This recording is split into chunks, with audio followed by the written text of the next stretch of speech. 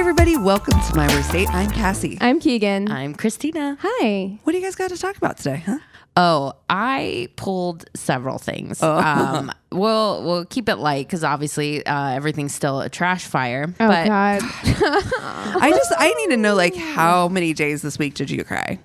Oh, every day. Yeah, every single day. No, I had a long conversation. I've got 3 nieces in Ohio, so, I'm doing all kinds of great. But I was on Reddit, and I did find a couple of things to discuss with you guys. Something I thought was interesting. Here's a question I'm going to pose to you. Okay. If you get a crush on someone else while in a relationship, when do you tell your partner, if ever? This is keeping it light. Okay. Well, I mean, okay. I mean, compared to everything else going on in the world, very, very light. Because I think I know who Eric's celebrity crushes are. Right. Like his Yeah. future ex-wife is Rosario Dawson. And great choice. Yeah. Solid choice. He knows my celebrity crushes. So I think that celebrities, are probably whatever. We all have them. And we're all like, oh, definitely that person's hot. a whatever. Yeah. I actually haven't had a crush on someone else while I've been dating Eric, but I personally think I would feel uncomfortable if he told me about a crush he had on somebody in real life. I really don't think it's necessary at all. I mean, unless you are in like a really close working situation with that person, or like, because otherwise I'm just kind of like, it's natural. We're human beings. We are going to find people attractive or interesting or whatever else. Like that's normal and natural, and we should be completely like accepting and forgiving of those kinds of things within relationships, in my opinion. So I don't think there's any need to bring it up unless you feel like you're in danger of acting on it or something. Like, why else? Because otherwise it's just kind of like, in my opinion, I feel like, you're just asking to make your partner more insecure at that point. Jealous for no reason, if there's no reason to be jealous. Yeah. But I mean, I don't know. Like, I guess it depends, right? Like you said, if it depends, like how out of reach is it? Like a celebrity crush is one thing. I'm like, oh, you're cute. You're cute. You like Rosario Dawson. Yeah. Yeah. And I'm like, you're fine. I like Tom Hiddleston. It's like, right. Okay, it's we're fine. all fine. No one is in danger Bill of acting Hader upon. is single again. What? So I mean, there's always that. There's always that. There is I always guess I gotta talk to Eric now. Oh no. I don't see any reason why you would bring it up. Except to make somebody jealous, and that feels icky. Like it feels like you would bring that up to be like, I don't know. Yeah, I'm all for like open conversations, and like Eric and I talk about legitimately everything, every single thing, but I would feel very uncomfortable telling him about this because I wouldn't want him to feel insecure. I mean, I guess I don't feel like I would say anything ever. Because crushes are crushes, right? Exactly. I mean, there's I've had like little small crushes on people like in my life, but I've never thought about acting on it. I don't see a reason to say anything. I just don't, unless Like you feel like you are in a situation where maybe it's like reciprocated and you're in close proximity all the time and something like that, like possibly like a work colleague or something. If you're sharing a cubicle with someone that you both are like, oh, we have crushes on each other, that might be a different thing. But like, what would you do with that? What do you do with that information though?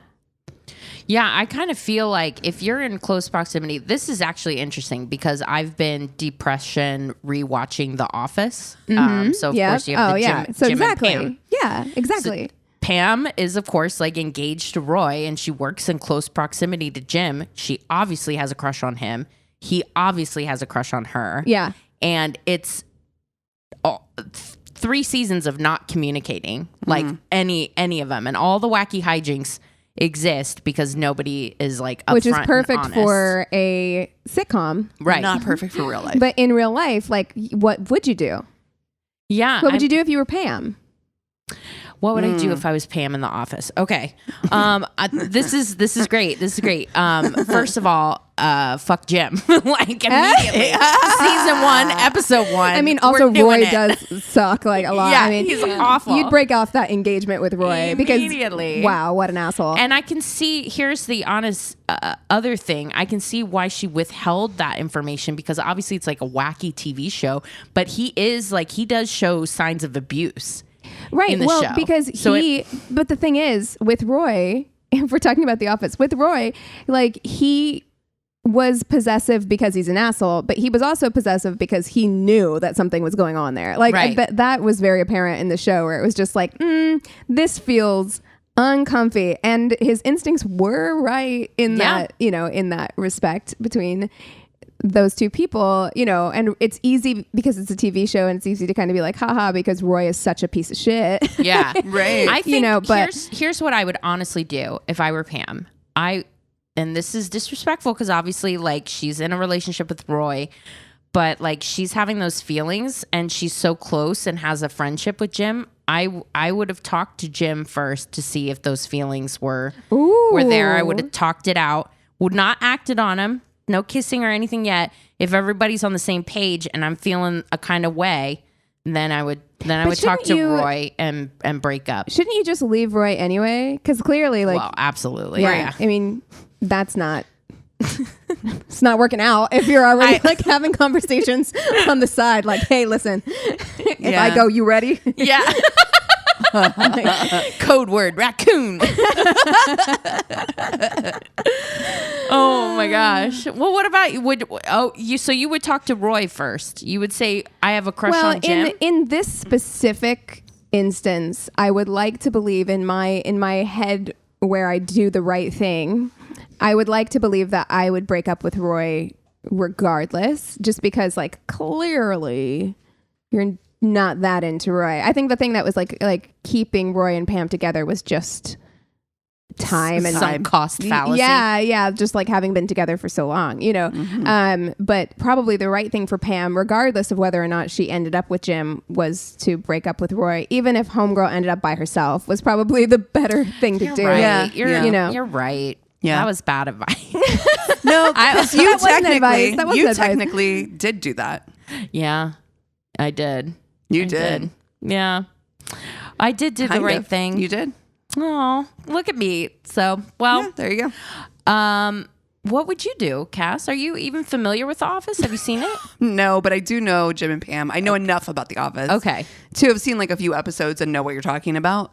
Like gosh, it's such a weird scenario, right? Because we're talking about characters that are being, you're given one nuance to that, right? You're getting a character development given to you, right? So yeah, nothing is that simple, right? Nothing is Roy is bad, Jim good. Nothing is ever that simple. Well, in Jim real wasn't life. even really good, so there's also that. Right. Yeah. The rewatch on this is not giving me the happiness those that I thought. Butterflies that you had the first time. Oof, if you haven't revisited that in a few years.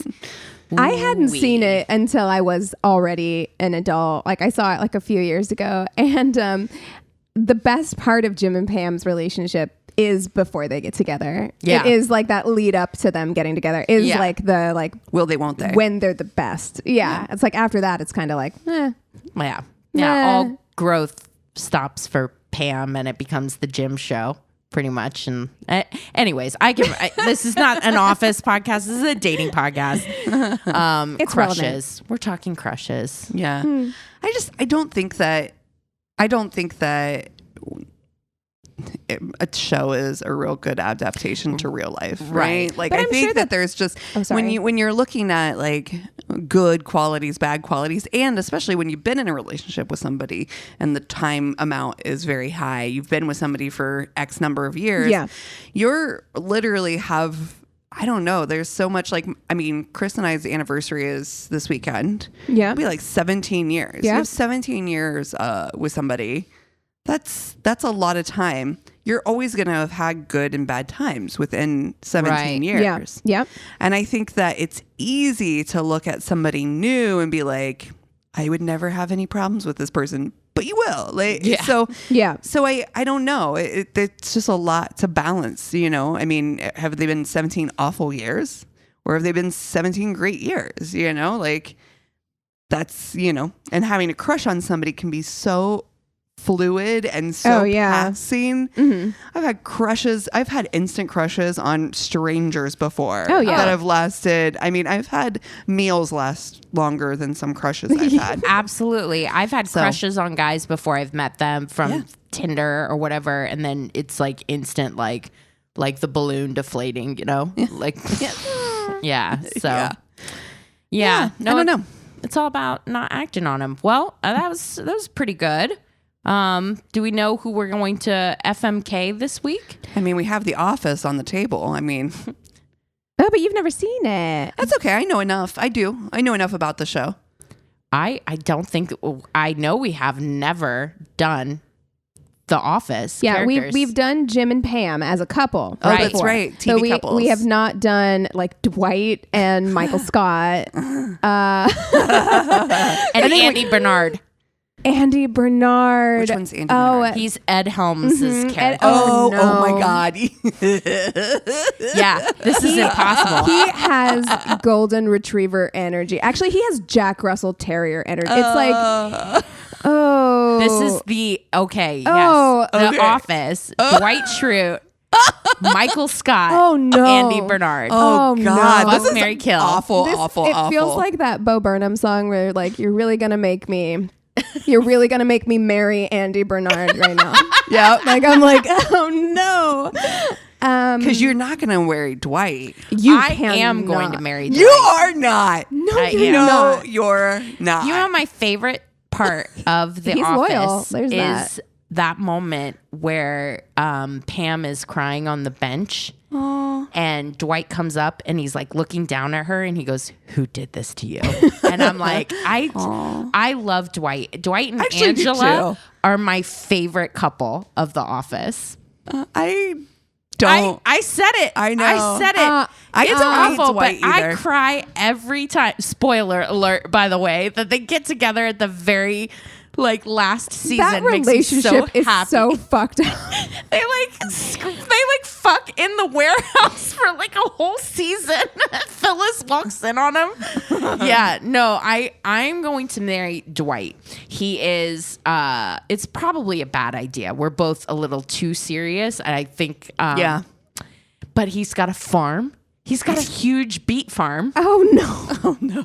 And I think that he would do anything for his. I think he'd be a very loving, supporting, And loyal. You're right. Loyal He husband. is loyal. He is loyal. I could not. He would drive me absolutely up the wall. And also his farm is creepy. Can we just, he's got a creepy farm. Mows. I'm like, no. And I hate beets. And I don't want to I like love beets. beets. All right, Christina, who are you going to? I'm going to fuck Michael Scott because I believe wholeheartedly that he would try very hard. He seems like he sweats a lot. I'm getting a sweaty vibe. Yeah. You know, like But he would try. He would try so hard. Yeah. Yeah. But would Also he know? He'd be like, you did. But I feel like he would take direction well too, you know? Like he doesn't seem like he has ego in that way. In the Michael bedroom. Scott doesn't have ego. He's not aware. He's not self-aware. Oh But no. yeah, no. Okay. Listen. Okay. Do you want to? Why are you killing Andy Bernard?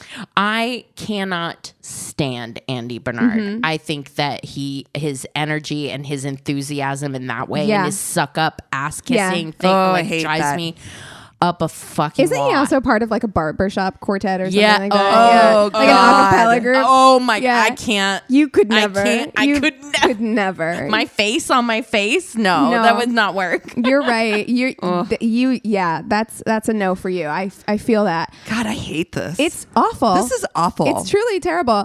I am going to fuck Dwight because I have seen My The face Office, and right now. that man is willing to do some shit. I was just gonna say he has a lot of toys on his desk. I'm sure he's got a lot of toys. He's just in extremely general. adventurous, it seems like. Yes. Willing to fuck in public. Yes. Like, he's like, do you want to do it in the warehouse? Yes. Do you want to do it like in the office? Yes. yeah, Dwight I'm gonna go. I feel like, and I don't have to hang out with him. I don't have to listen to him recite bar trivia to me, like post. Wait, bar trivia sounds fun. Not the way he does it. Never mind. And I like Battlestar Galactica, and I'm still like it's too much. It's a lot. It's too intense. Okay, Bears beats Battlestar Galactica. Yeah. And I don't like beats, so I'm like, it's a no for a long-term situation. But I'm going to keep him close because with the end times coming, I feel like he is the one to have around. I'm like, I think he knows how to shoot a gun. I think he knows how to can. Oh, he's a prepper for sure. Yeah. He's got a entire, that creepy farm just has a whole bunker full of like toilet paper and Chef Boyardee. Canned goods, probably a lot of canned beets. I'd get over my like issue if we were in that situation. So many canned beets. Okay. I find both of these men, awful, Andy Bernard and Michael Scott, insufferable. Right. They are awful. Yeah. Andy Bernard has that like little rich boy thing going on that I don't like, always looking for daddy's approval thing that is like, ew. But Michael Scott, I might end up on Snapped. Because he's so unaware that he says the worst fucking things. Oh, can you you drive imagine you crazy. Me being with somebody who like was offhandedly saying like racist or misogynist shit in public? No. Two people. Yeah, it's bad. I cannot. So I'm gonna have to kill him. I just have to. Yeah. And then Andy Bernard, he's going to be really annoying, but he is the type who's going to like wake up early and make me breakfast in bed. Yeah. When his terrible waspy parents die, I feel like there's probably an inheritance there. So that's nice. That's a good point. That's a good point. It's the acapella for these me. These are terrible options. They're all bad. Cassie? I hate this. This is awful. I actually think Cass should marry Dwight. That's where I was going. I do. I think that he is. I could. I owe you. Yeah. Yeah, exactly. I hate the country. I would hate living on a farm. So there's Andy that. Bernard has a boat. I think that's kind of more my speed. There you go. And I also am along the lines of like waspy parents die. Well, and he's also like she said, like a Jack Russell. Like he's just like he's a nice guy. He's a nice guy. It's just it might be too nice. Yeah, like for me. But I'm like, absolutely. who could I marry? I couldn't marry Michael Scott. I couldn't. No.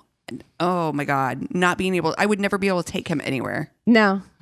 You're right. Like, I feel like Andy is more eager to please. Like, yeah. He's probably terrible in bed. Of the three of them, he's probably the worst one. But yeah. I mean, God. Like, you got to make a pros and cons list. Yeah. Pros. God. Oh, God. Oh, I cannot fuck Dwight. I can't. I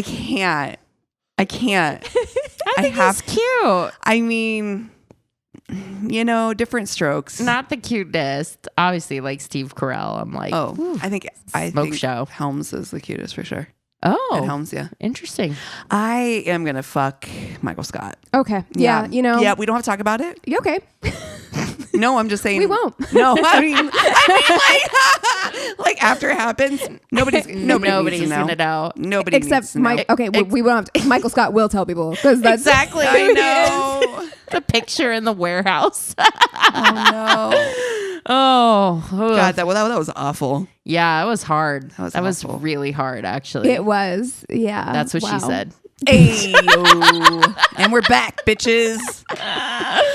Oh shit! You guys want to take 5 and we'll come back with stories? Yes. Woof. And we're back. Okay, I have the Tainted Love this week, so I will kick us off with stories. I met this guy on a dating site, and we had a pretty nice first date. Dinner, conversation, the usual. He was handsome, polite, and we had things in common to talk about. It wasn't a knock your socks off kind of first date, but definitely good enough to get a second date.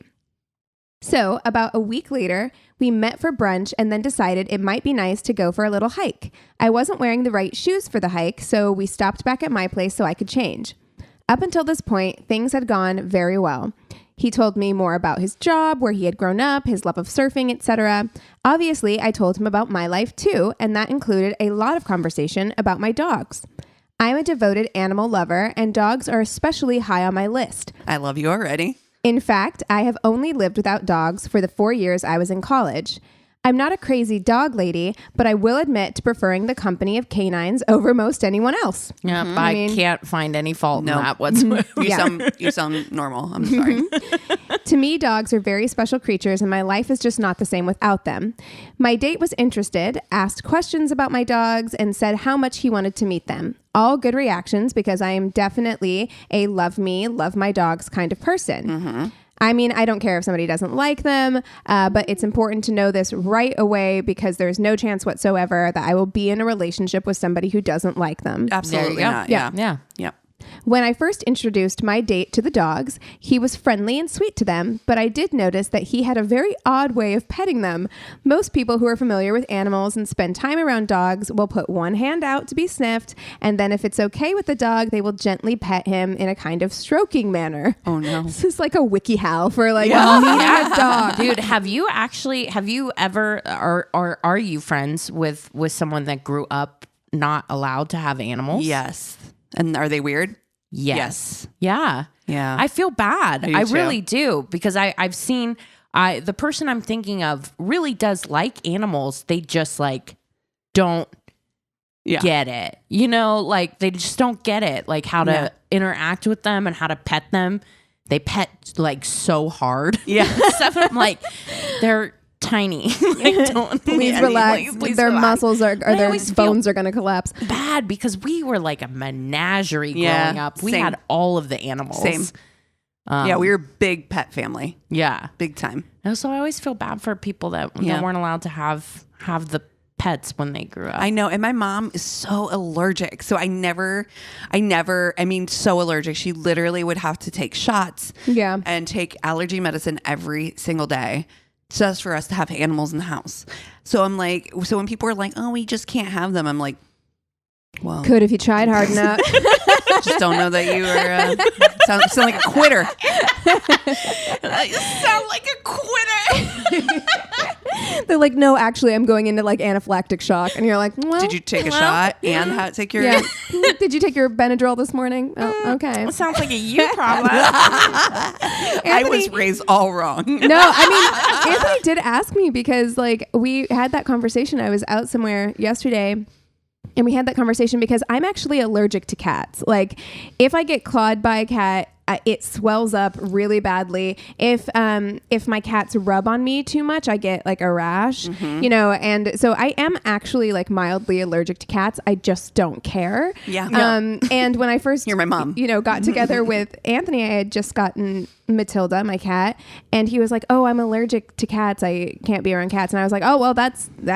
I guess this is over. I don't know what to tell you. You're like, so am I. Like, what are you It's been real. I'm not getting rid of this cat." And so that started a conversation about a comedian who Anthony listens to. They have 3 kids, and one of their kids like has a severe allergy to dogs. And like little kid, he's like 4 or something, has like a severe dog allergy. Give it up for adoption. So they're giving up their dog. And he's I was talking about their child. Oh, no. That's because Anthony was like, "What would you do?" And I'm like, "Well, did I have the dog? I had the dog first. I mean, I don't know. Listen, I was adopted. It's not that bad." That's terrible. Anyways. Okay, so most people reach their hand out, and if it's okay, they'll gently pet the dog. The WikiHow. Not this guy. He just stuck his rigid hand right out and started slapping them on the head. It was like a weird, stiff cartoon version of petting a dog. Pat. It definitely caught my attention, but I didn't want to overreact, so I let it go. I figured there would be plenty of time to teach him a nicer way of petting a dog. I excused myself and went in the next room to change my shoes. As I walked back into the living room, what I encountered made me see red. Oh. My date did not hear me approaching and was shoving and kicking one of my dogs while hissing, "Get the fuck away from me, you dirty little mutt." What? Can you? The three of us are the wrong people for this. I'm like, listen. I'm actually speechless, but you better get the fuck out of my house. Dude, immediate. The last 2 weeks I've been sniffing for a fight. Like, and this is just giving me like all I would. I don't even have dogs right now. If I came back and someone was mistreating one of my cats, that's disgusting. That's awful. I'm furious. I'm furious. Yep. Having adopted a dog that had been mistreated, Yep. I wish you fucking would. I would. And okay, well, we can discuss at the end of this, but okay. So you're saying that in the meanest, rudest way you can imagine. And it wasn't one of my younger, Christina, you are going to flip this table. It wasn't one of my younger, more rambunctious dogs who might have jumped up on him. No. But my old man dog, Harry, who is just about the sweetest soul on earth. He's not even a foot high and couldn't jump up on someone if his life depended on okay, it. Oh, motherfuck this God. person straight into Saturn. Honestly, that's the worst thing I've ever heard. I don't understand how somebody could mistreat any dog, but An old especially dog. like a senior dog. That just Named makes Harry. me sick to my stomach. Yeah. Harry. Also, Yeah. people names for dogs. Can we Love just it. say A++? Love it. I stopped in my tracks and said, "No, Harry is fine. You are the one who needs to get the fuck out of our house right now, you nasty piece of shit." Yes. He started stammering an excuse, but I simply walked over, held the door open, and repeated, "Get out now." Yeah. Yep. Fast forward 5 years, I'm no longer dating. I found my match, an amazingly kind, animal-loving guy. We got married and live happily ever after with our 4 rescued dogs. Yes. But here's the thing about that guy. It's not just that he is a weirdo Serial who killer? like, hates animals. It's that he faked it. Yeah, you pretended. That's scary. Listen, if you're not into animals, okay, you're not. That's fine. fine. You get to live there are plenty of Other people who out there don't want him either. Exactly. Yeah. I don't know why you would think. I'm flabbergasted right now. Yeah. I'm speechless. Yeah. Why you would think like she's been open. They've had dates. They've talked about her dogs. I'm sure they're a big part Yeah. of her life. And so. And he acted excited, like he wanted to meet them. Like that's what he said. He was like, that's awesome. I want to meet your dogs. That's so cool. He was So just, to me, he was just trying to smash. but it's very scary because I'm like, what else what else are you lying to me about? Right. Like Oh, yeah, anyone no, who we're can hide fucking it done. like that is so We're fucking creepy. done. The best thing that ever happened to her was to walk in on that. Oh yeah. The best thing that ever happened in her fucking life was to walk What in if on she'd that shit. what if they dated and she'd left never him caught that. alone Oh, with ooh. her animals? Like, no. Yeah. No. It's gonna be a no for me. Oh my God. Anyway. Sorry, I have to regroup and find I my knew that was going to fuck- piss you guys off. my I God. knew it was. Well, yeah, you. Well, to follow that, went on a date with a girl that, in hindsight, had more red flags than a communist rally. Yikes. That's a lot. She didn't drive, so I was driving her to our first date. During small talk, she admitted she legally wasn't allowed to drive because of 2 accounts of attempted vehicular manslaughter. Whoa. Wait a second. I wasn't expecting that. I thought it was Nope. going to be like a DUI. No one expects the something. Spanish Inquisition. That is a lot to learn in the first few Vehicular minutes. manslaughter. Twice. You twice? Is it the same person or are these different incidents? Oh, we're about to find out, I think. 2 separate occasions on the same person. She's like, fuck you, Karen. I'm gonna run that bitch down. First time, the judge chalked it up to an accident. Second time, he revoked her. Like, fool me once. Shame on me. It's like, oh, you again. Oh, that's not all that came up in small talk. She also talked about her ex a lot. And the fact that she had a shunt in her brain. This will come up later. I let her pick this first date. It's a lot, and you just got in the First car date. and you're just unloading. Like, why? You gotta hide your crazy for like a second. You gotta talk more on the app or over the phone before meeting up with people, honestly. And I've made that mistake. Listen, I've been eager and hungry to get to that date and just see if it works, but that's how you get vehicular manslaughter. Exactly. Honestly. I let her pick where the first date would take place. Sky was the limit. She picked the Golden Corral. Oh my God. The sky is the limit. She picked the Golden Corral. All you can eat. I mean, she's I'm smart. not going to lose money on this. Yeah, right? We get there. It's like 7 because she wanted to go to a movies after. So you're there with all of the old couples at the Golden I feel like Corral? the old couples are there at 4. Oh, I think God. I think you missed the old crowd. She immediately, I think you're now into the family crowd, right? 7. Like mom and dad are off work. We're gonna just take these fucking kids to the COVID self cannot even handle the thought Of a of a buffet. buffet. People are monsters. even before Little COVID. people are bigger monsters. Yeah. Yeah. Fingers, Grubby and, little fingers. in food things. and then noses and mouths and then food again. Oh God, what were we thinking?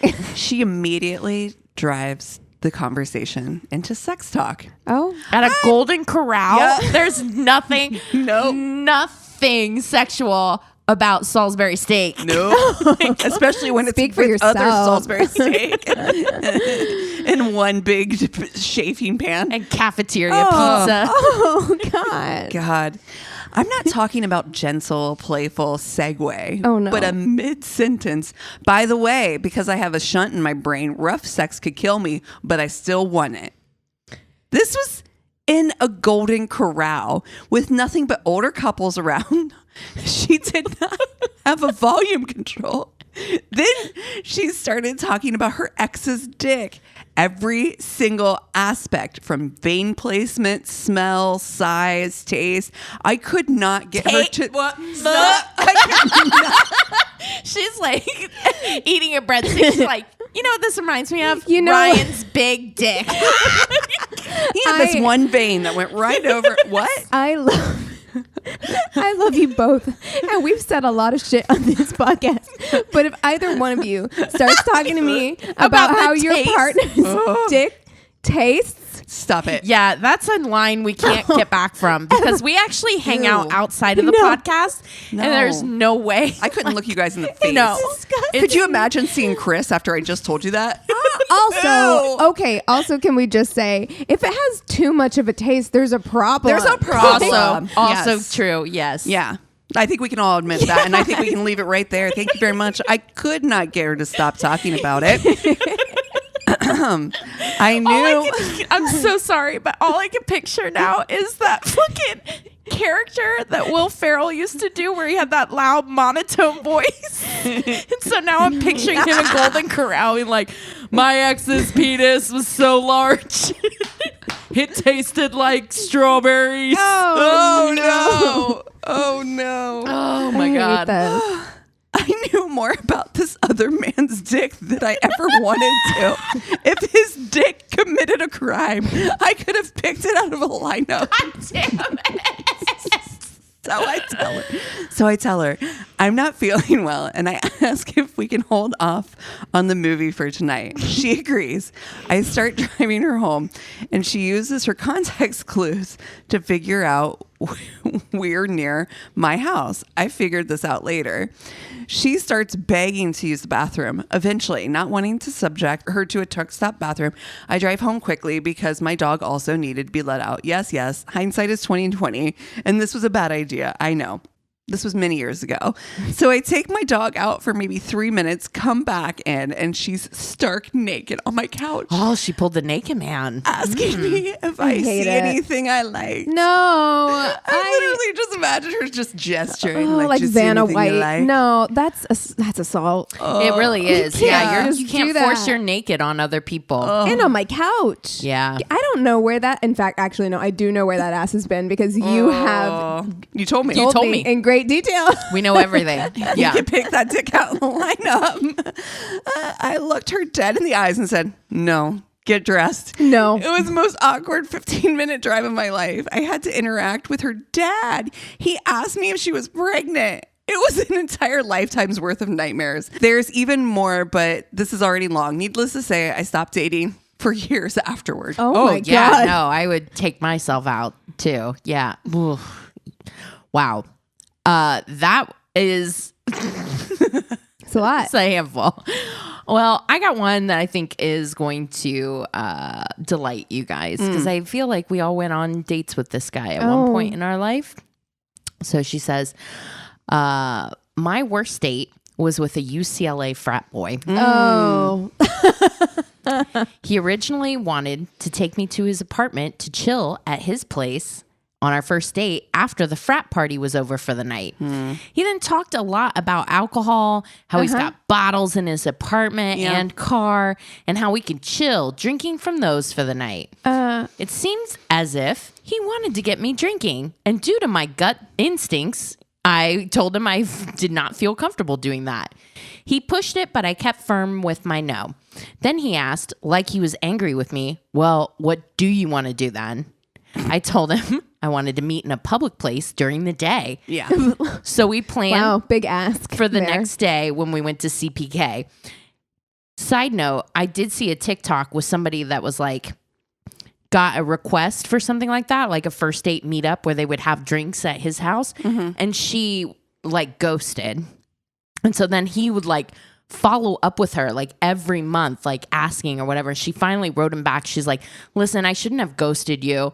She's like a younger girl. So she's like, here's, how I feel. Like if you are not cognizant of why that's a dangerous ask, like to ask a woman to meet you in your place by yourself, then you're just not somebody that I want to. Yeah, you're not to for date. me. Yeah. You're not for me, that you don't have like the self-awareness to understand like why that would be uncomfortable. And then you don't have the self-awareness to understand why it's weird for you to follow up with me every month. Yes. Right. Yeah. And I mean, we're talking for like 6 or 7 months. And she's like, no response is a response. Yeah. Yeah, that's Sir. what do you think is going to happen? You think like month 6, I'm going to be like, oh, sorry, just got your message. Yeah. Like, But I thought that was such a cool thing to point out, that it's like, oh, if somebody that you're going out on a date doesn't even like have the wherewithal to think that that might be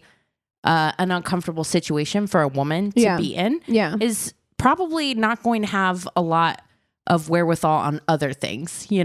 So Oh, absolutely. something to keep in mind. So anyways, as we got to CPK, he sat there on his phone, not even engaging with me.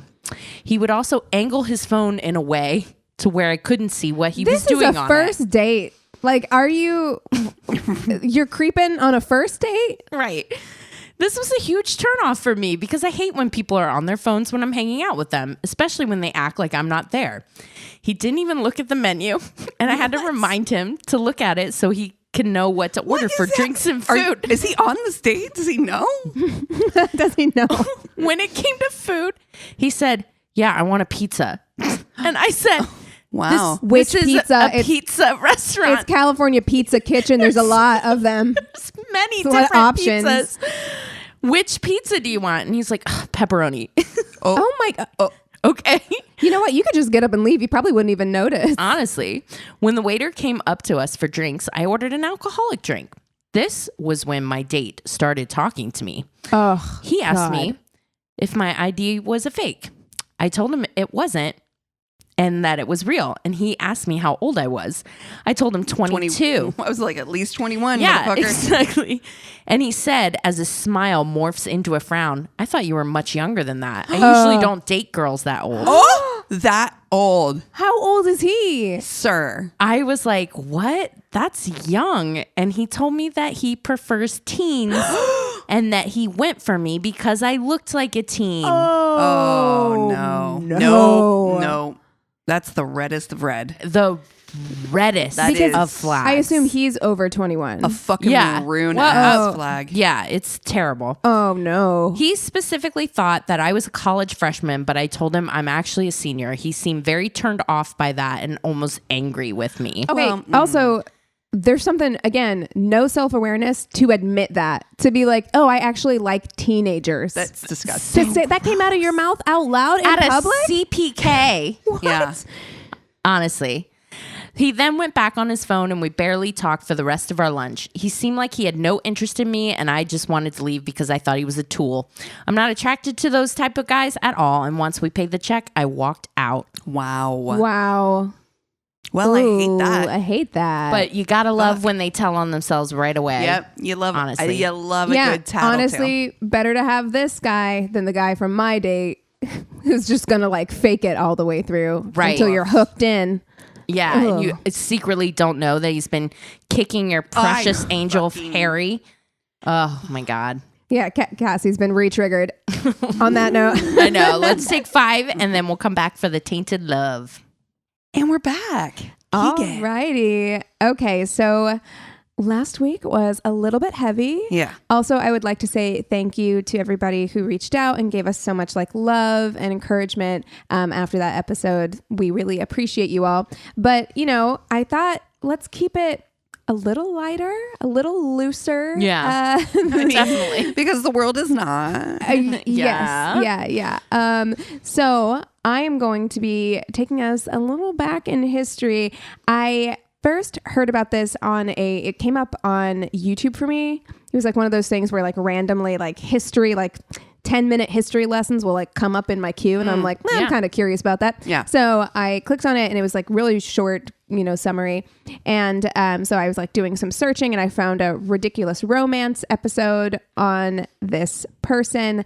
And then the rest of my sources will be on the website. Okay. I'm going to be talking about the love life of Hector Berlioz, composer. Oh, wonderful. And Interesting. Berlioz really only ever, I've heard some of his stuff, like now having re-listened to some of it in preparation for this episode. I'm like, oh, okay. Like I know some of his compositions.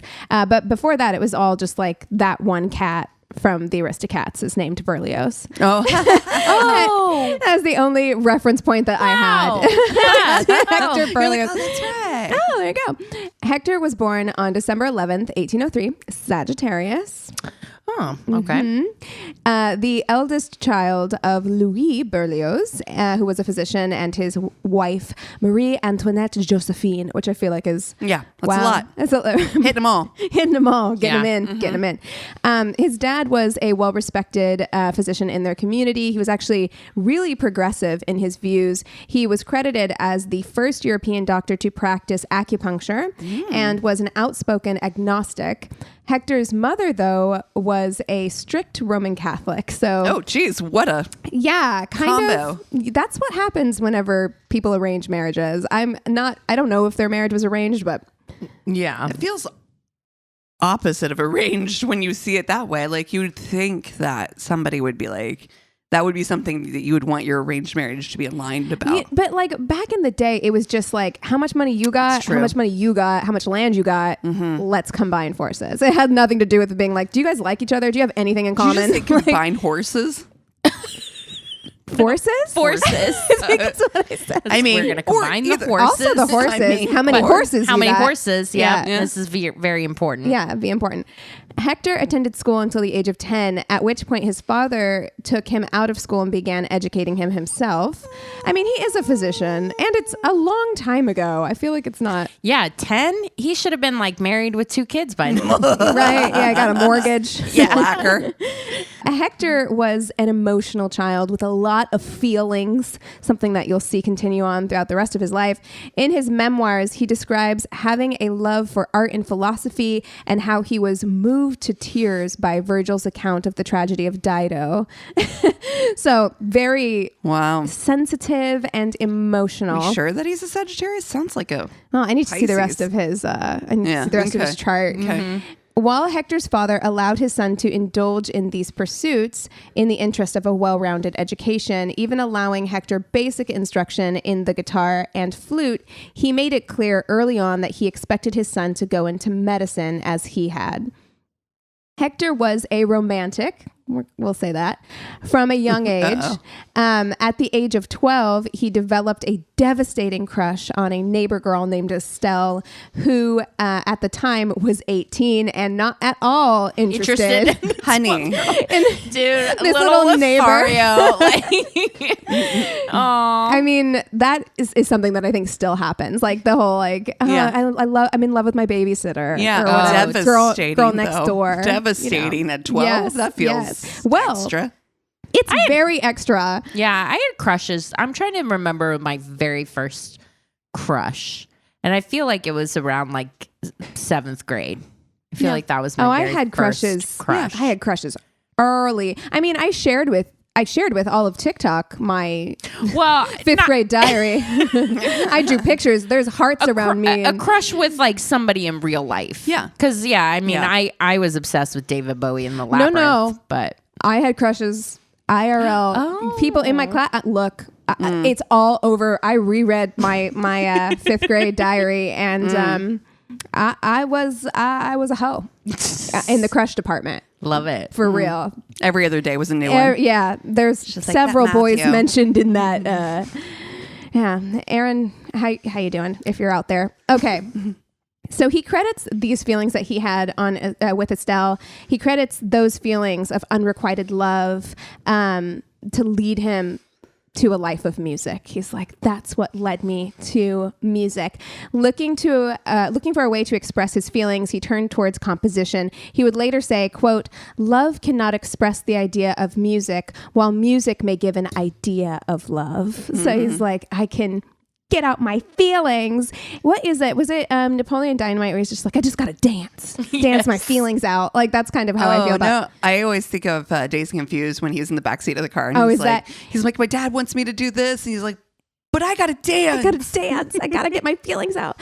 So though he had no formal education or training in the piano, he began reading every book on music composition he can find. He's like, I don't know how to play the piano, but we got a library. I'm going to read all the books about how to compose music. Wow. Interesting. Yeah. At the age of 17, Hector completed his primary school education and was ready to go to college. He wanted to study music, but his dad insisted that he study medicine. When Hector pushed back against this, saying that the idea of dissecting human bodies disgusted him, valid. Yeah. It's like, I don't want to live your life. Yeah, exactly. Exactly. And also, I mean, kind of a big part of the job is like, you're going to have to fuck with some bodies. You know? You're in that going time? to. Yeah. You were like grave robbing and stuff like that that time. Nasty. Yeah. And I feel like that, maybe medicine's not for you. Right. But whenever he was like, no, I don't want to do this, his dad offered him a healthy allowance. He's like, I'll give you lots of money, and said that he could attend medical school in Paris if he would just go. He's like, you don't have to stay here. You can go to I know you want to go to the city. I'll let you go and attend medical school in Paris, and I'll give you a bunch of money. Yeah. To do it. He's like, oh yeah, no, medical school's so Sounds hard. Great. Exactly. So he agreed and enrolled in the School of Medicine of the University of Paris. Which is also doubles as an art school, right? Well, I'm just kidding. For him, Paris, I think, just doubles as an art school in this time period. Absolutely true. Yeah. So he goes and studies medicine, but he never lets go of his love for art and music. And lucky for him, this was the Romantic period in Paris. So it was his emo ass fit right in. Le hot topic. Limo. We've all known this guy. For sure. He spent all of his spare time in opera houses or in the city's music library. He became obsessed with opera and sought out a professor at a local conservatory to take him on as a private pupil to teach him composition. He's like, I need to figure out what I'm doing because I don't play the piano. So, so he found a teacher. But I've read about it. I read a lot. I know it in theory. He completed his time at university and then told his dad, like, hey, I did what you asked. I went to medical school, but I'm not feeling it. And his dad was like, cool. Medicine isn't for everyone. No, you can be a lawyer instead. You can be a lawyer. That's fine. And Hector was like, no way, Dad. No way. I'm not doing it. I'm not doing it. I want to be a composer. So his dad started drastically reducing and sometimes fully withholding his son's allowance. So Hector was full on La Vie Boheme, broke musician at this point. Imagine the privilege. Yeah. Wow. Still happens. Yes. Wow. In 1826, he started attending a music conservatory, and that same year, he began attending theatrical productions, particularly productions of Shakespeare's Hamlet and Romeo and Juliet. And though he didn't speak English, and all of these were being done in English, he described feeling overwhelmed by the plays, which started for him a lifelong love of Shakespeare. Now, whether or not that had to do with the stories themselves or the lead actress in these plays, we're not sure. What we do know is that Hector spotted a 27-year-old lead actress, Harriet Smithson, on the stage, and lightning bolt, love at first sight. We know how Hector does. He sees somebody from across the way, and that's it. Yeah. Okay. He crushes fast too. He crushes fast and hard. Some people want big feels. Big feelings. He's a big feelings kind of guy. He is the person who would tell the person he's dating that he has a crush on somebody else. Oh, he's got big feelings. Yeah. He wants to feel all the feels. Yeah. His biographer, Hugh MacDonald, would go on later to call it emotional derangement. Okay, that feels not nice. Well, oh shit. Harriet was born on March 18th, 1800, so she is a Pisces, in Ireland. While both of her parents were actors, they had wanted something different for their daughter, and so they sent her away to be raised by a reverend. When Reverend Daddy died, when Harriet was... Reverend Daddy, that's just your daddy, Reverend. Yeah. He died when Harriet was just 8, so she was then sent to boarding school. Her parents were like, oh, that plan didn't work out, but we still don't want to raise you. So they sent her to boarding school. Wow. And while at boarding school, they were doing everything they could. They were both actors, and they were like, we don't want this life for you. They were the opposite of Hector's father. And so they were trying to keep her away from everything. But once she got sent to boarding school, of course, she was introduced to literature and theater and immediately followed in her parents' footsteps. At the age of 14, Harriet made her first stage debut. And while the play didn't receive great reviews, her performance did. And eventually her talent took her to London and then Paris, where her unique, at the time, naturalistic acting style, which is like, that's how we like it now. But back in the day, it was all about like big theatrics. Drama. And she was really natural in the way she performed on stage. And that went over really, really well in Paris. And she started performing Shakespeare alongside prominent actor Charles Kimball. So she kind of always played his opposite. Nice. It was during one of these productions that Hector first spotted Harriet and became instantly smitten. Smitten seems like the wrong word, actually. It feels light. It was more like obsession. He would go on to write in his memoirs, and this man, he wrote in his memoirs, quote, I come now to the supreme drama of my life. An English company had come over to Paris to give a season of Shakespeare at the Odeon. I was at the first night of Hamlet. In the role of Ophelia, I saw Harriet Smithson. The impression made on my heart and mind by her extraordinary talent, nay, her dramatic genius, was equaled only by the havoc wrought in me by the poet she so nobly interpreted. That's all I can say. That's all I can say. Oh, wow. He just saw her and immediately was like, my whole life is about this woman I've now. been waiting for a girl like you. And then he wrote that. Oh, and then Yeah, you didn't know what you that- didn't know. That's a Berlioz original right there. He immediately began sending her flowers and gifts every single day. He wrote her long love letters and attended all of her performances. And she's meanwhile like, who? What? Yeah. Who dis? He even figured out where she lived and rented an apartment near hers so that he could watch her come and go. No. He did this for 4 years.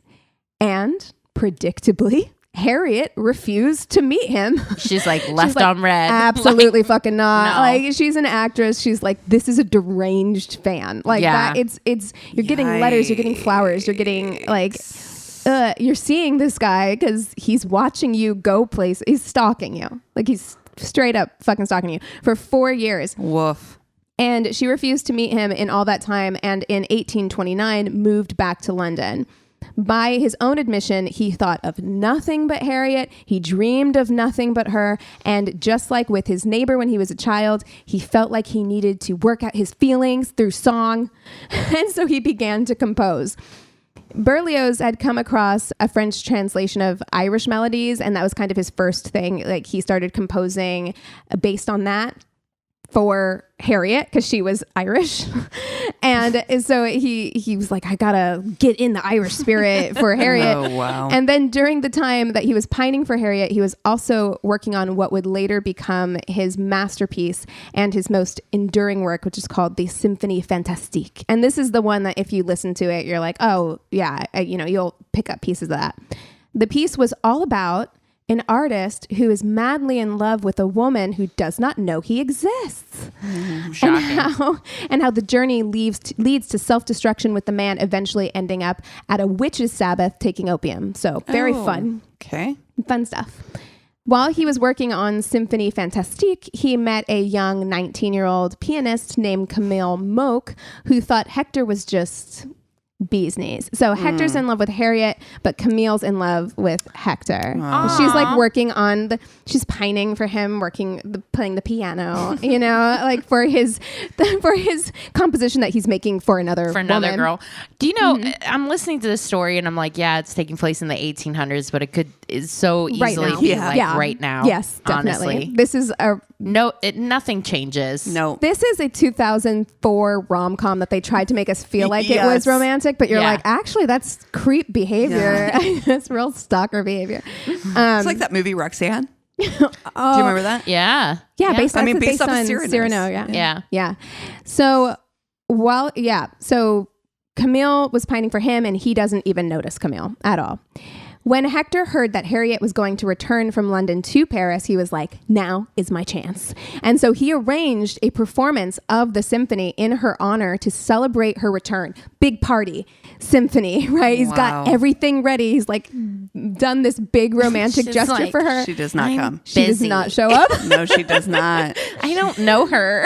I do not know her. That creep who wrote me letters for 4 years? No. Oh, man, I already got plans. That's weird. Upset by this. Like, I can just imagine him, like, he's just scanning the crowd, like, looking out. It's like, is she here yet? Don't bring out the appetizers yet. She's not here yet. Oh, no. Just a line of waiters with trays on their shoulder. My arm's getting tired. Upset by this, the fact that she didn't show up, who was there to provide him comfort but Camille, who by all accounts was pretty hot. Like, all the descriptions of her, she's like gorgeous, long dark hair, big blue eyes. She would be played by Zooey Deschanel in the movie. Okay. Yeah.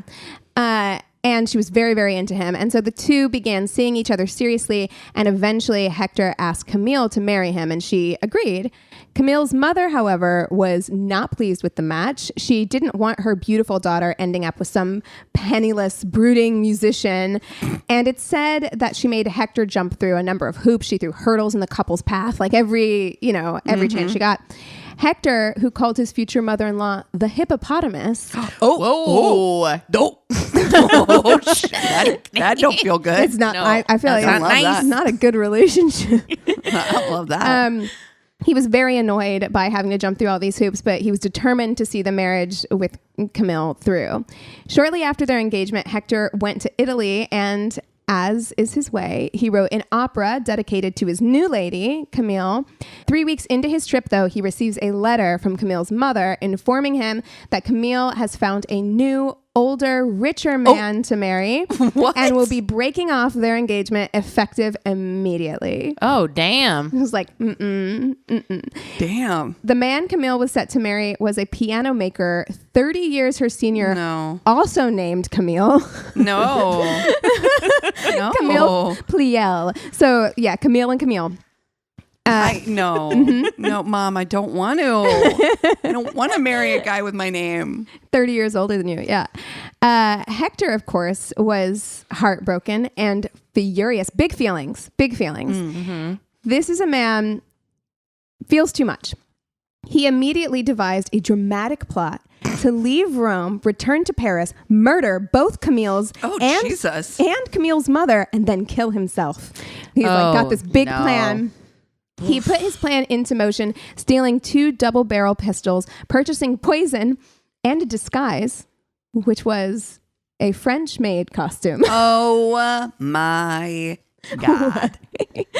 Wow. In my mind, it's the old dirty, like French-made costume that's like a mini skirt, Of course. which it's Yes. not. It's basically just an apron. But in my mind, that is what it is. Yeah. And it's like just this from big ass, Clue. A feather duster. hairy ass legs and a short ass. I mean, he is a pretty small guy.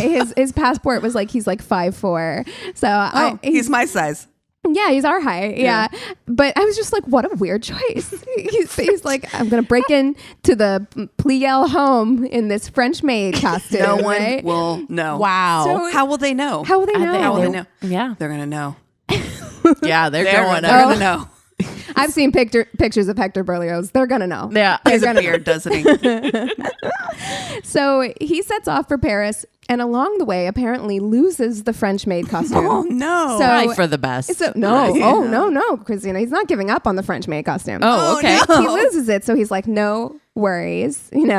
I'm just going to make a pit stop in Italy and acquire another French-made costume. They sell French-made costumes in sell them, Italy. right? Oh, man. You just get another one. Before They're continuing, going to know. Before continuing on his way. So while there, he... Sorry, I looked at the Cassie's picture. looking up pictures of him. They're going to know. They're gonna know. They're going to know. Exactly. Like, you've got mutton chops, my guy. Yeah. Sir, they're going to know. So while he's in Italy getting his replacement French-made costume, he has an accident. He has an accident in which he falls into the Mediterranean Sea and almost drowns. What? Such a mess. How do you Chaos. fall into the sea? Where is he shopping for French-made In costumes? Venice. In Venice. Yee. So ridiculous.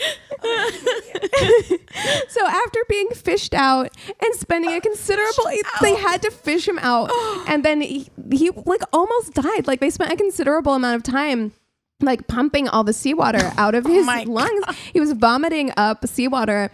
Then after that, he's like, he has a come to Jesus moment, and he's like, you know what? Maybe I will follow through with this murder-suicide plot I've got going on here. He would later write in his memoirs that he called off the plot not for the sake of the people he was set to murder, but because his love of life and art were too strong for him to want to kill himself. Yeah, okay. Yeah, can't deny the world this sweet, sweet talent, Wow. Jeez. Either way, he decides to let everything go, and he spends some time in Nice writing music before returning to Rome. As for the Camilles, just as a side note, the Camilles, their marriage was short-lived. 4 years into their marriage, man Camille separated from Lady Camille, citing scandalous conduct and multiple infidelities. Apparently, girl Camille had many lovers, including the composer Franz Liszt. Oh, Yes. girl. And there was a Chopin anecdote where like because Liszt and Chopin were friends and they had like a falling out because Liszt used Chopin's room for one of their like rendezvous and Chopin was like absolutely fucking not. Don't bring your affair into my house. Okay. In 1932, Hector decides to return to France. Upon his return, he arranged a concert of his work, mainly the Symphonie Fantastique and the sequel he had written to it, Lelio. Through a third party, smooth. He sent an invitation to Harriet Smithson. He's like, don't put my name on it. She won't come. She ain't gonna come. It's someone still harboring for Harriet. Yes, never stopped harboring for Harriet. Because all that time he was... Don't tell her it was from me. Yeah, don't tell her it was me. No. All that time he was with Camille, he was still working on his symphonies. And Lelio, the sequel to Symphonie Fantastique, was also written in Harriet's honor. So still carrying that torch. Yeah. Again, has not met this woman. Like, has been carrying a torch for like 7 years at this point. She's Never met her. Very, very good actress. Yes. Jesus, yeah. Very good actress. The Meryl Streep of her time. Yeah. Harriet accepts the invite, and when she arrives, she's not only stunned by all the high-profile attendees. There's Liszt, there's Chopin, there's Alexandre Dumas, there's Victor Hugo. All these people are there, but she's also dazzled by the music. She hears the music, and she's like, "This is amazing!" And then she finds out, because I guess she didn't know, that she was the muse for this, and she's like, "Wow, me? Little old me." She's like so flattered. Been there. Yeah. You are the you love being a muse. Yeah. Meanwhile, I'm like over here with Dumas, like, tell me more about these fighting men. Everything. Yeah. Tell me more about a musketeer. So she sends Hector a message congratulating him on his successful concert, and the two finally meet in real life. Soon they become lovers, and in 1833, Harriet agrees to marry her obsessive weirdo stalker. So it worked out for Hector. Long game.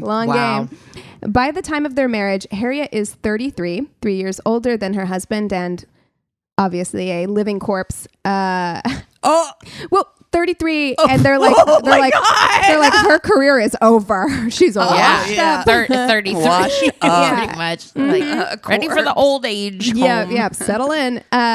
So she'd not been as successful on the acting front after returning to London, and then after coming back to Paris, she had tried to start her own theater company, but it didn't work out, and so she was deeply in debt, and her career was on the decline.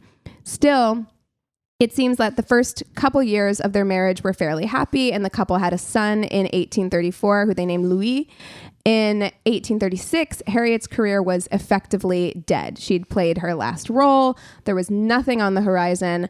Hector wasn't making a lot of money, but he was really famous. Like, his fame was sky high at this point. And although he'd written one failed opera, his music was popular enough that at one point he was sent a check for what would be the equivalent of $200,000 from a generous benefactor who liked his work. So it allowed him to pay off his debts and Harriet's debts.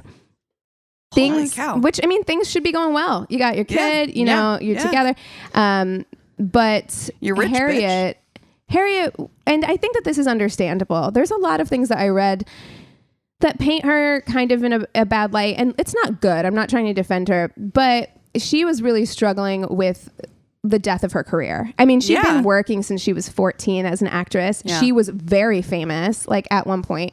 Her career is declining while her husband's career is taking off, and I think she felt really left behind. Star is born. Yeah, kind of yes, thing. Totally. So she became really jealous. You know, he was out all the time, salons and whatnot, and it really absorbed in that culture, and she became really jealous and really possessive. She was accusing him of cheating on her all the time, and she started drinking really heavily, and when she drank, she would become verbally, and some say even physically abusive towards Hector. So bad. Yeah. Very bad. In 1841, Hector met a young opera singer named Marie Riccio, and soon the two were having a full-blown affair, with Hector taking Marie with him on tour and composing music in her honor. So that's another thing. Yeah. Is I read articles that were like, he was such a devoted husband to... Not when you're writing music for another bitch. That's the thing. I'm like, they're like, he loved Harriet so much, and she was so mean to him. And I'm like, okay, but look, man, if you're accusing somebody of doing something and then they go and do it, it's kind of like, well... maybe she had a reason to be upset. Not that the abuse is, there's no excuses for it. I'm not making excuses for that. But also, doesn't he seem like the type that loves the idea of women more than the actual woman? Yeah.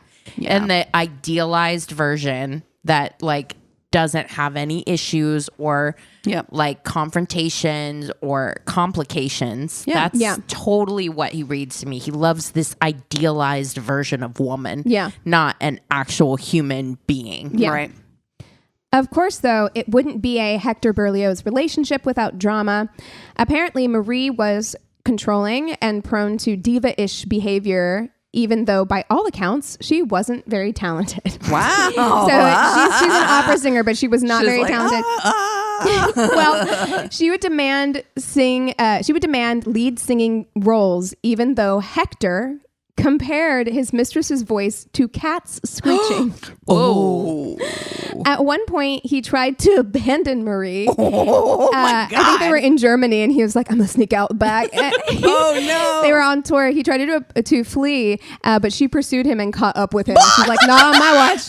Not today." How's that for the what do you say when you reunite? I was gonna come back. I was running the store. It's like you're 2 towns over. I like the baguettes they have here. I was going to come back for you. It just seems really exhausting.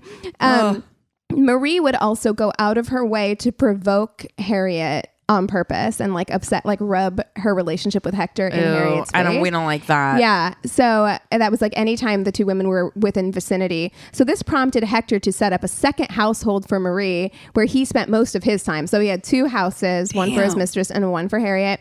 Of course, this only increased Harriet's 1800s was wild times, man. Mm-hmm. Imagine a time when you had 2 house money. Mm-hmm. I don't even have 1 house money. I know. I have tiny house money. Our timeline will never have 1 house money. I don't have a mistress house money. That's crazy.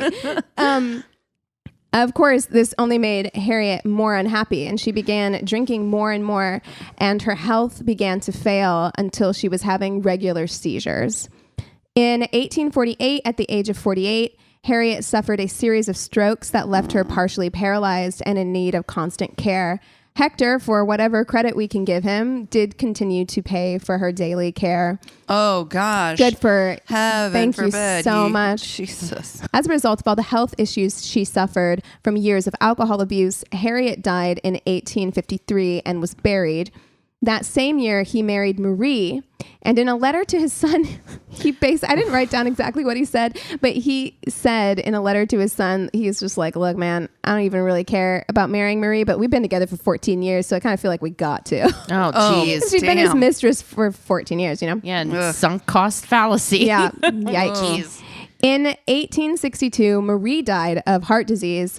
Though she and Hector were together for over 20 years, he barely mentions her in his memoirs. Oh, shit. When he speaks of his 2 great loves, he mentions Estelle, the neighbor. Oh, my God. What? Estelle is like, are you fucking serious? Well, okay. That weird kid that lived next door to me.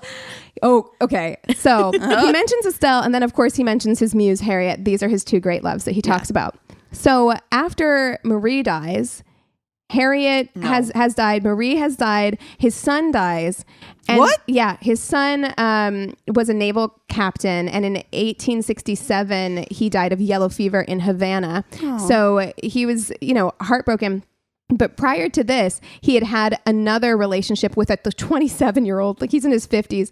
He had like another relationship, and that woman, after they broke up, died. So Jesus, like all of his people are dying. So he did go back to his hometown, knock, knock, knock. No, he did not. No.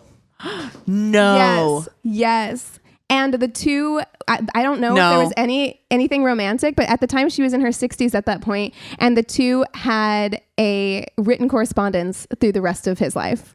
Wow. Like, can you imagine that one weird neighbor you had one time harbors a torch for you until you're like 62? No. And then knocks on your door one day? Yeah, I'm still thinking about you, Estelle. No.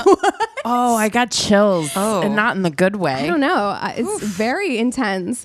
Hector did die alone. He fell into illness and died in 1869. Not gonna lie, that I thought you were gonna say fell into the sea again. Sir, just stay away. Stay away from the sea. What are you doing? he left instructions for Harriet's body. I find this so fucked up. You let me know what you think. He left instructions for Harriet's body to be exhumed. No. And buried in the same plot as him and Marie. No. Which feels that's disrespectful. so disrespectful. Like, I would you have to share an eternal resting place with this woman you hated and hated you. Wish you wouldn't. And it feels so self-centered that like I need all. Yeah, no, I don't like that. I hate it. I hate it.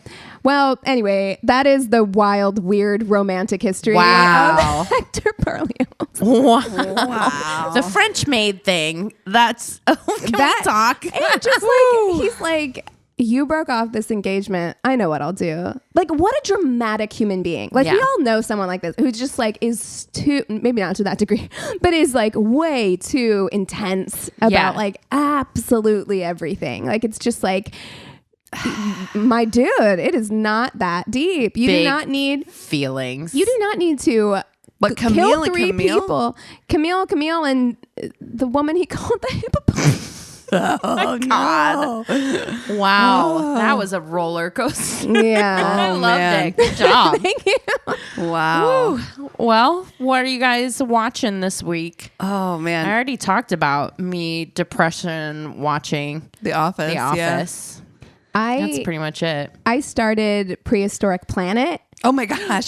With David Attenborough? Oh my God. Which, by the way, David Attenborough is like 94 years old. And I Googled is chipper it. as fuck. I was like, this man. A treasure. How is he? Like, How dope is that show, though? That And also, show, how do they know, though? That's what I said. I was How watching do it, they know? loving it. First of all, so if you haven't seen it, it's on, I think, Apple TV. Yeah.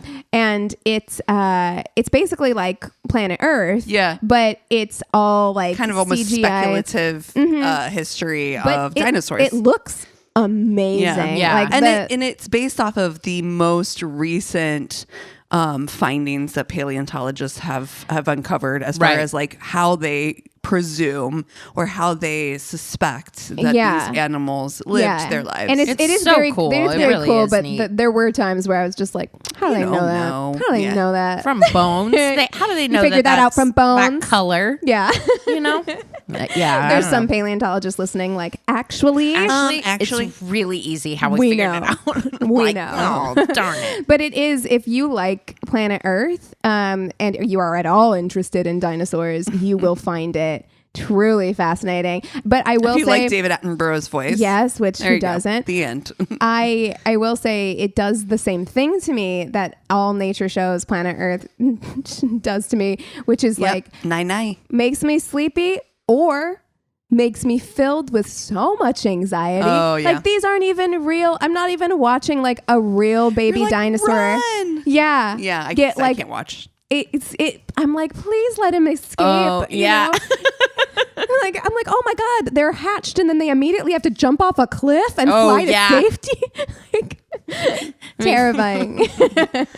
I only happened to watch part of it because our friend Mackenzie today came over to get her hair done and she brought her little boy with her and we turned it on just to have something like semi-entertaining in the background. Is he fascinated? He doesn't love TV. Oh, so well, he that's good. is a very like, he's like, what's this? Active child, He's yeah. active and he is not entertained by television. However, there were times where he stopped and you could like see that. I'm like, it's David Attenborough. I mean, it's like, beautiful. It's It is beautiful. beautifully shot, yeah. So, So, but what I'm watching is, I don't know if I told you guys this because I'm in the 4th season of a show called Balthazar. Oh, no. It's a French show on Acorn through Amazon, but it's a procedural and he is a doctor, like a coroner, morgue person. Yeah, like a coroner. Exactly. Like he a morgue person. Yeah. Oh, he's a morgue guy. Yeah. Okay. And he works with the local police department, so they solve crimes and stuff. And it's very interesting.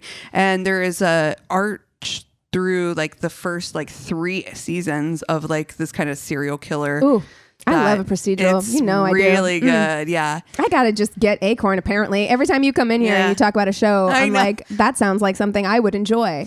It's good. It is one of those things though that like if I'm semi tired, like I'm like we have to stop the show because they're like literally you're reading subtitles. Oh, so yeah. You really have to pay attention. But it is really good. High recommend. Oh. Well, if you guys have something that we should watch or read, if you have stories that you want to share with us, FMK suggestions, basically anything, go to our one-stop shop of website. It's myworstdatepodcast.com. And we love you so much. Cheers.